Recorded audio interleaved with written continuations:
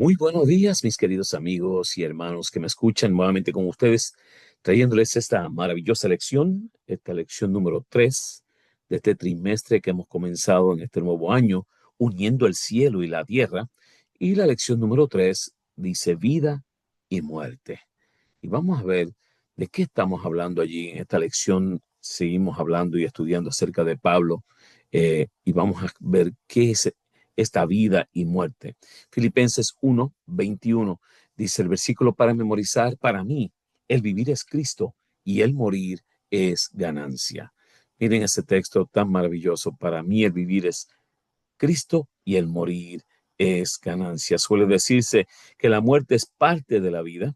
Eso no es cierto. La muerte es lo contrario de la vida, el enemigo de la vida. Pablo dice enfáticamente que Cristo murió para destruir por su muerte al que tenía el dominio de la muerte, a saber, el diablo, y librar a los que por temor a la muerte vivían como esclavos toda su vida. Allí en Hebreos 2:14 y 15. Aunque estaba dispuesto a morir por Cristo, Pablo confiaba en su destino eterno. Mientras tanto, lo más importante para él era honrar a Cristo y predicar el Evangelio al mayor número posible de personas con su propia vida o con su muerte.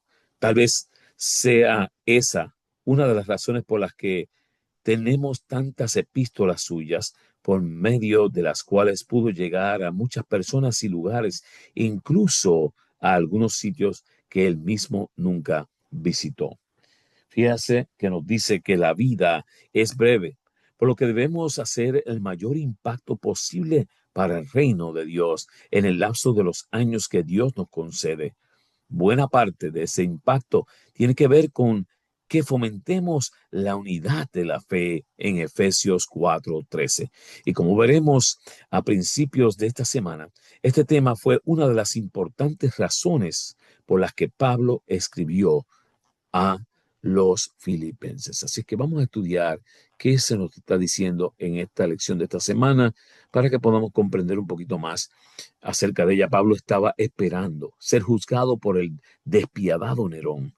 Su futuro dependía más del estado de ánimo del César que de la justicia.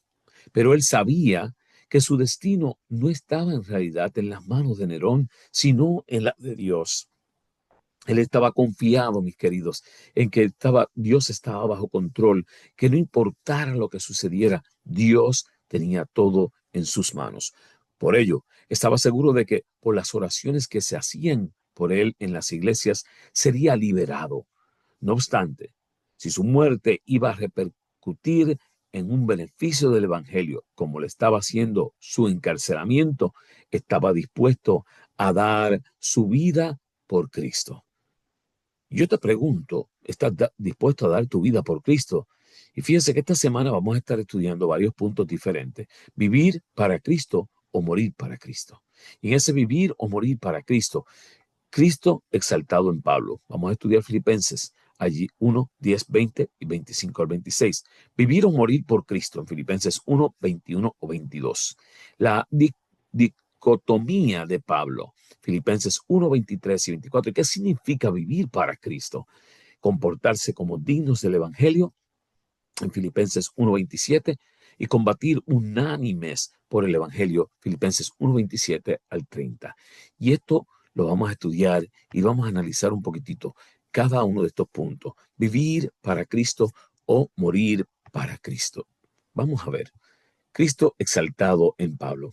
Mi ardiente anhelo y esperanza es que nada seré avergonzado, sino que con toda libertad, ya sea que yo viva o muera, ahora como siempre, Cristo será exaltado en mi cuerpo. Filipenses 1:20. El propósito de Pablo en todo momento, mis queridos, era que Cristo fuera exaltado.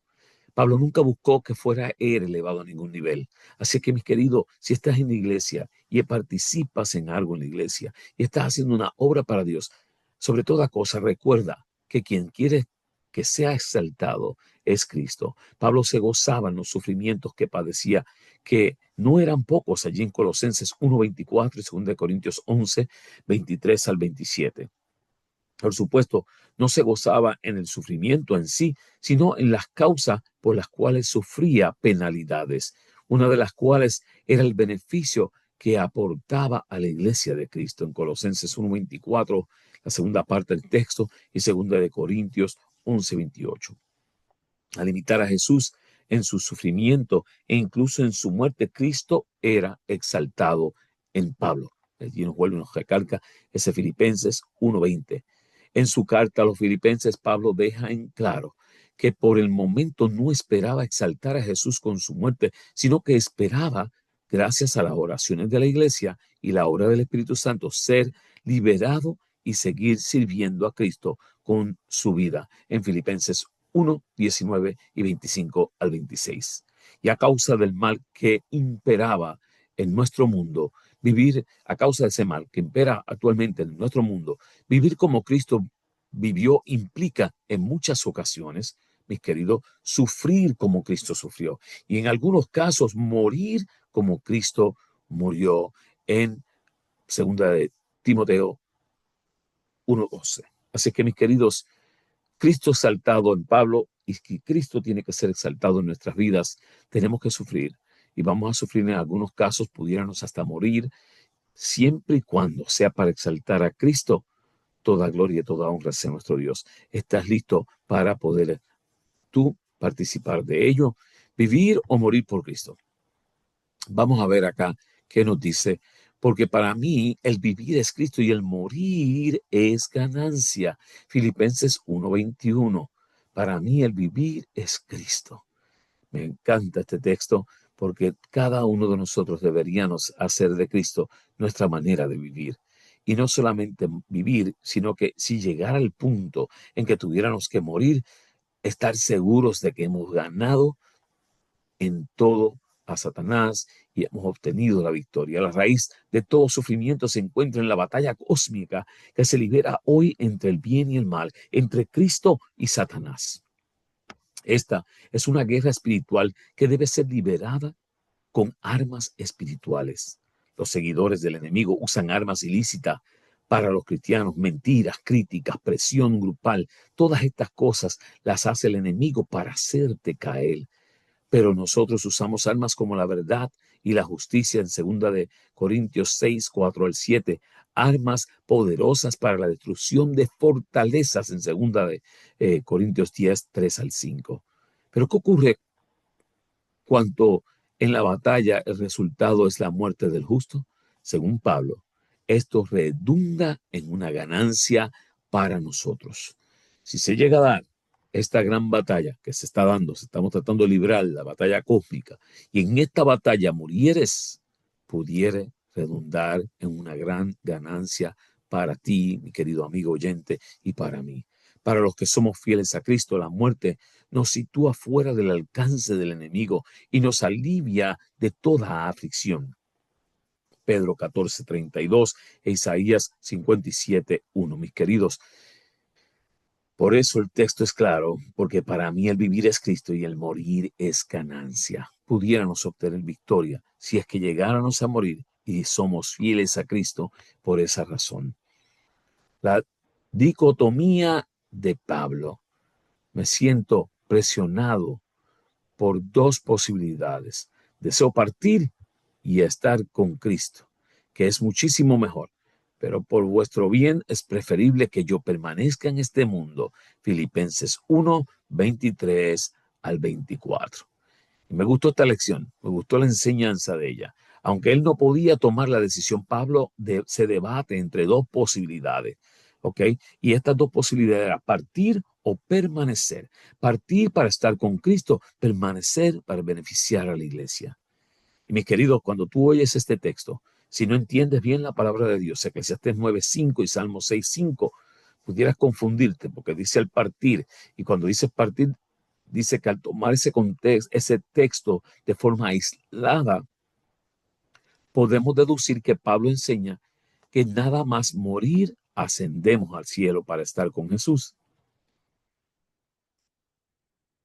contradiciendo otros pasajes bíblicos, cosa que no es contradictoria.